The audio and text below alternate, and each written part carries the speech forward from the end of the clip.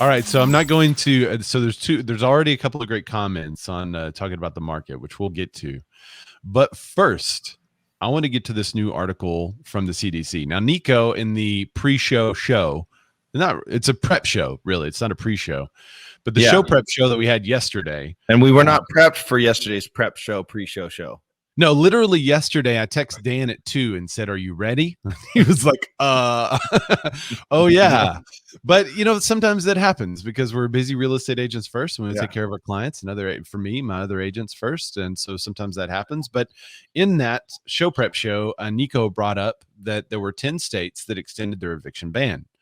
Well, yesterday, late afternoon at 5:00, an article was released that said that the Centers for Disease Control issued a new eviction ban effective through October 3rd. So the Centers for Disease Control and Prevention issued a new federal eviction moratorium on Tuesday. The eviction ban will be targeted at areas of the country expecting high levels of coronavirus infections and will last for 60 days until October 3rd. The protection could cover around 90% of renters. The CDC's original eviction ban, which had been in effect since September of 2020, expired July 31st. So there's 11 million Americans that remain behind on their rent. Research has found evictions led to a spike in virus cases and deaths. I want to see that research. There's no link on always want to see that, but I don't ever find anything. It's just said. I don't see. It's hard for me to see how that's possible, because it almost assumes that all of the renters stay in their home 100% of the time and never leave the house. So I'm renting and I'm staying here. If you kick me out of my house, I'm going to go live amongst a bunch of really, really sick zombies. That's what they make it sound like. And I don't know. That's hard for me to wrap my mind around, where they're getting the research and who's doing the research. So it says research has found eviction spike. Let me see. The White House previously said it couldn't extend the eviction ban after the Supreme Court ruled in June that the policy would only be renewed through legislation. It's unclear how the court will respond to the new moratorium, so that could be up for debate.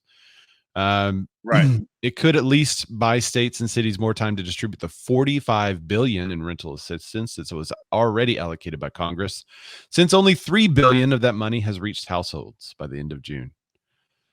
All right, so I want to hear from the agents that we have in Clubhouse. I want to hear from the agents who are watching the show live. Is this having an impact on investor purchases? Is this having an impact if you're a property manager on properties that you're managing? What are you seeing is happening? It's been mentioned a lot on the Investor Podcast, which I've been tuning into more lately just to kind of get some ears on the ground. And one of the things they kept mentioning is right now you can't raise rent anywhere. So basically rent rates that have normal appreciation over time, you can't really raise the rent, because if you raise the rent and somebody stops paying the rent, you can't get them out. So now you're just losing money because you tried to raise the rent. Oh, we're wearing the same shirt. Did you notice that? Oh, dude. Yeah, I just noticed. Nice. Huh. These are our special limited edition Be More shirts that they're super limited edition. Yeah, I think 50 people have them. That's it. Yeah. Okay, so anyway, beside the point, Mike Elizabeth Rodell says, great question. How do they know it increases rental cases when there's been a ban on evictions? No one can get evicted, so how do they know? How's their data around it? That is quite possibly one of the best points yet. I think that's a mic drop. Yeah. Good. Elizabeth, she's a thinker. Sure, that's not Mike. That might be Mike. It could be Mike. Pete Thorpe said, which the Supreme Court already ruled is illegal. Great. Now we'll evict them in the winter. Oh, noes, we can't do that. Let's extend to spring. Yeah. So if we have anyone in Clubhouse that wants to speak to this, I have this was a video, and it's CNBC, right? Yeah. Yeah. So if you want more on this, this is a video with a little bit of text behind it. So if you want to go watch that video, and I pulled some stuff on it, but if anyone in Clubhouse wants to go, let's pull them up. Nico can't talk right now, but he did send me a message on the back channel. He says, I can't talk, but I'm stuck with a family who were Section 8. The lease signer died, and the family has to pay the rent out of pocket. I can't evict, and they will not let anyone into the house, so we could try selling. Yeah, that kind of creates a dicey scenario. I'm getting a couple of messages from other folks too. You guys can come on up and Yeah, talk. jump on in. Don't be shy. Yeah. All right. So Susan, I see you're up here. Let me make you a moderator. Andy, I see you're up here too. So if any of you guys want to chime in about the eviction moratorium, what you see happening in your marketplace, just let me know. Just flash your mic and let me know there. Otherwise, we can kind of move on. But we've got a couple of comments on it. The big thing that I found was in a podcast which is geared towards investors. They were basically saying this is creating a huge hiccup in the plan for investors who can usually increase rent slightly or who can usually estimate materials well. The entire marketplace right now is making what are, I guess you could say, classic investor strategies more difficult to pull off because you can't estimate a rental increase. You can't estimate getting the other person out who's destroying the property. Yeah. And then if you did get them out who destroyed the property, how are you going to estimate materials cost and all that? How are you So, going to get paid back for that? yeah. They don't, and unless you're keeping their deposit. And there were some articles talking about how landlords were begging for relief and just weren't seeing it yet. Yeah. So I do have the notes I pulled from it. So the tenant must be involved in the assistance process. Now, there is because California had already extended to October, even when the other one expired. They extended it June 20th or something like that before the last one expired. So we were ahead of the curve on that. So this is the national part: is the tenant must be involved in the assistance process. So if the tenant doesn't cooperate, and this is they were interviewing. And it's Diana Olick, who is all over CNBC, but she was interviewing an actual landlord. And he said, my tenant's not cooperating. They're not filling out the application, so I can't get this rental assistance. So the money can't be dispersed. The tenant has to cooperate in order for the landlord to get the rental assistance, but the tenant's the one that's not paying currently. Right. And then there's other things that say up to a certain point, they have to pay 25% back. After that, then they have to pay all of it back. So they're not just off the hook for this stuff. But it's also, so here's what I found interesting, that small landlords own 23 million units. Because I think we covered on the show 3-4 weeks ago, a Canadian firm buying more real estate. And the numbers are, they're buying big numbers of American properties. But small landlords own 23 million units. So my question is, if small landlords can't get relief, are they going to sell? And then when they sell, who are going to buy that? Is that going to be these corporations buying these properties? And is that going to kill future small landlords? Does that make sense, the question I'm asking? Yes. I'm trying to kind of predict a future here. And I'm not going full conspiracy theory, but I'm kind of going conspiracy theory a little bit. If this relief cannot get to these landlords because there's so much red tape in place and they have to sell, who's going to buy these? So you could have a flock of new wannabe landlords coming in too, wannabe investors, because one of the things that we also know is that home prices are at an all-time high, which means refis are at an all-time high, which means the amount of equity in homes is currently high, and people that want to take their equity out and then invest in properties, that could very well be a possibility that we're seeing in the future. So I think you'll always have a buyer. If you don't have those buyers, you have the third of the marketplace that is currently displaced and can't find something to buy. Right. Finally, inventory is going to be trickling out to them while rates are still low, perhaps. But in order for them to sell, they have to be able to get the tenant out. And they can't. And I have a client that's still waiting. I mean, we listed, she had 2 properties to sell. We sold one. Gosh, I think we were done in February, and we just waited until the ban was over, but they got extended. So she's like, dude, what do I do? And they pay, but they pay way under market value, and they don't treat the house well. So she's like, dude, what do we do? We can't, evict. But so going to the California part specifically, so LA, the one exception to the LA county's law, not LA cities, 2 separate things, is that the landlord can evict a tenant from a single family home if the landlord owned the home before June 30th of this year and intends to use the house as their own residence or as a family member's residence. So not as their own residence, which is, you have to be able to prove that, but a quote unquote family member's residence. Interesting. Isn't that interesting? So some cities, like the city of Los Angeles, also have their own eviction bans in place, but those are only effective if the protections offered are stronger than LA County's. LA City's prohibition, for example, largely mirrors LA County's, except the moratorium currently lasts through August 1st, 2022. Did you hear that? 2022. Yeah. Right. But, and there is, I brought it up, I think it was on Sunday. I was on with Christina M. Smallhorn. Now she'll appear. Tiny houses. But we have $5 billion here in California giving out, but it has to go to the landlord. If the landlord doesn't want it, then it goes to the renter. So it's a little different than the national version, which is cool.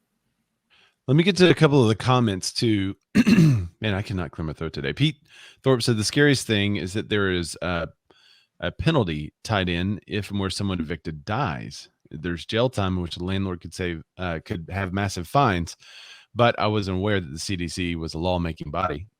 That's a little shade. Today's shade brought to you by blinds.com. Melissa Mara says, my investor is about to close on a new rental property. I had to write a letter to the lender explaining how much he would get, and there is a huge demand for rentals. She said it's a 55 plus community. He has 3 other similar homes renting for the same amount, and all those tenants moved in this time last year mid-Rona. Mike Elizabeth Rodell says the folks are buying or going to be wealthy who have been not spending during Rona, and now they need to. Yeah, or they've been saving all their money from vacations and stuff. Matthew Clanton says landlords should just hire really annoying neighbors. Stonks. Clear out non-paying renters. Oh, that's hack of the day. Hack of the day. All right, Andy. Let me see. Andy, are you here? Can you flash your mic and let me know if you're here? All right, Andy's flashing his mic. He said that it is still possible to evict. So let me bring up our clubhouse room. Andy, tell me details on this. How are you able to evict? And where is he? Moratorium. Yeah, this is Andy. Every rose has its thorn. Rose in Atlanta. I have a client, long-term investor, and he was able to evict, I think, late last year, early this year, not because of non-payment, but because the renter broke another guideline of the rental agreement, and I believe it was dogs. So apparently she wasn't allowed to have dogs. She had multiple large dogs in there, took it to the court for eviction for breaking that loophole, and was able to get the lady evicted. So if there's other tenants of the lease agreement that the tenant is breaking beyond the payment thing, and they didn't bring up that she hasn't made payments or anything in the eviction notice, it was just that she had said that she had pets and she was not allowed to have pets and was able to get the eviction. That's interesting. So if they're breaking another part of the contract, then perhaps a judge may say in those cases, well, then you could say it's month to month and you're not going to renew because that's part of the contract as well. I wonder if that would also work. Because there's several properties that we've sold with the tenants in them, and the tenants promised to vacate, and they would send us a letter. They gave the letter to a real estate agent and to the sellers, and I have no idea if they could have backed out on that. I have no clue, but that's what our client wanted and satisfied them as far as the tenants promising to vacate so that they could then occupy. But like I said, I don't know the legalities of that. Go ahead, Andy or Matt. Yeah, there's probably some leverage there that they could use, as long as they're not saying, hey, we're kicking them out because they haven't made payments.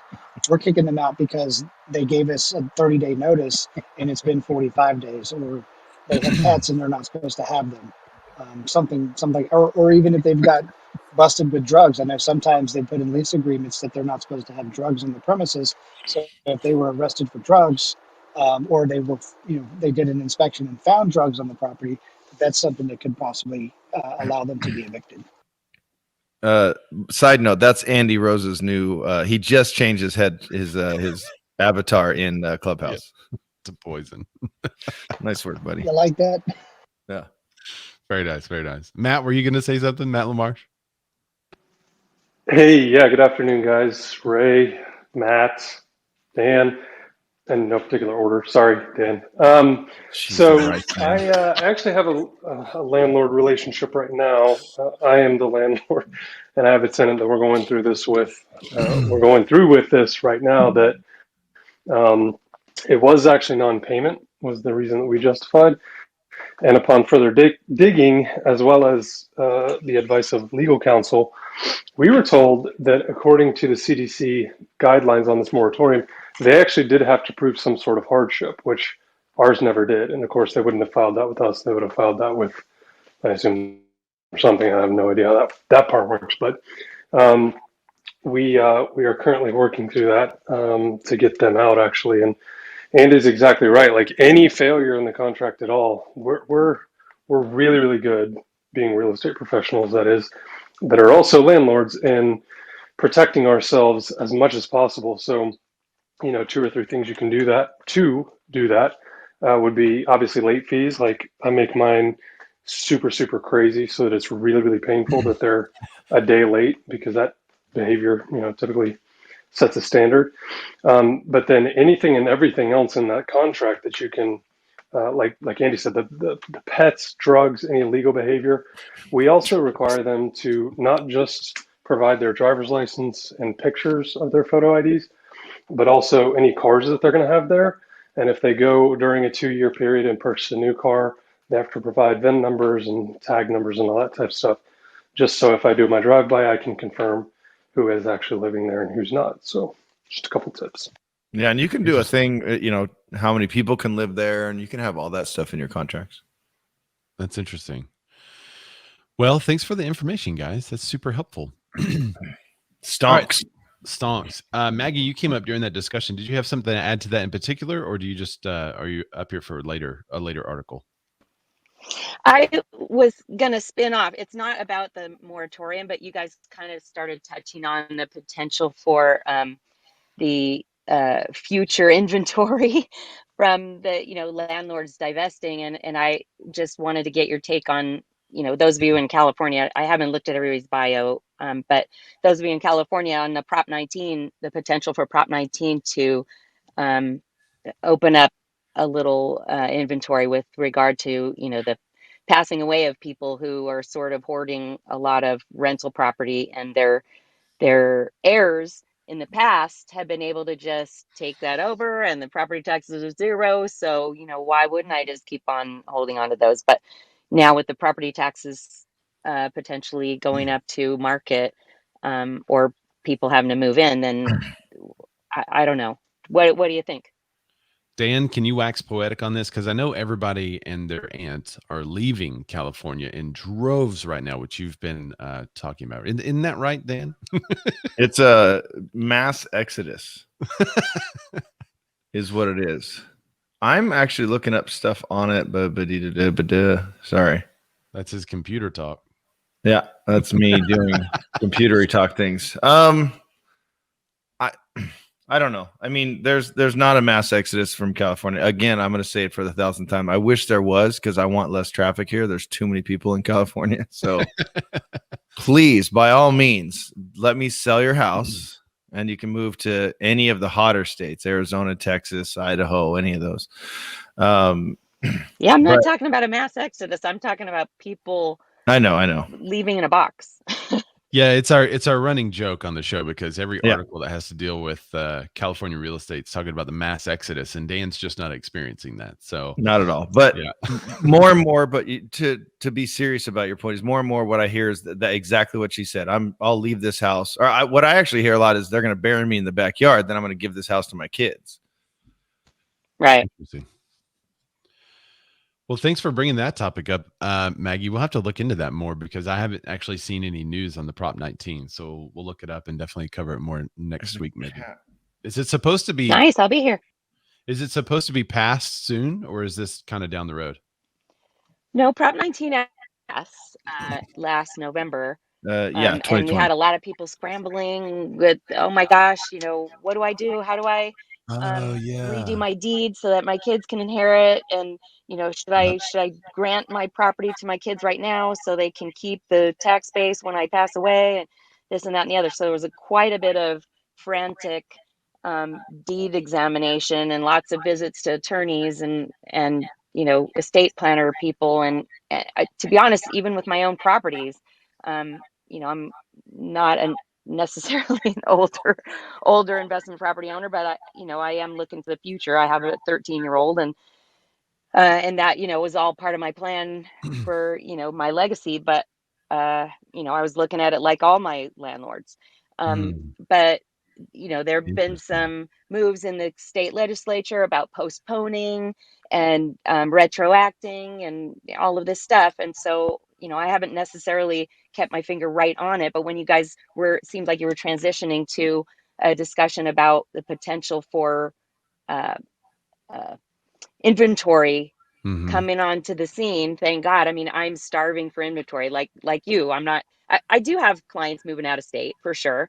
I even have family members moving out of state, but it is certainly not a mass exodus. And there's plenty of people in the long line trying to buy every single house that comes on the market. So if we could get some more inventory, I'm excited. And so you're talking about something that I hadn't considered, which is this eviction moratorium, putting pressure on landlords to sell.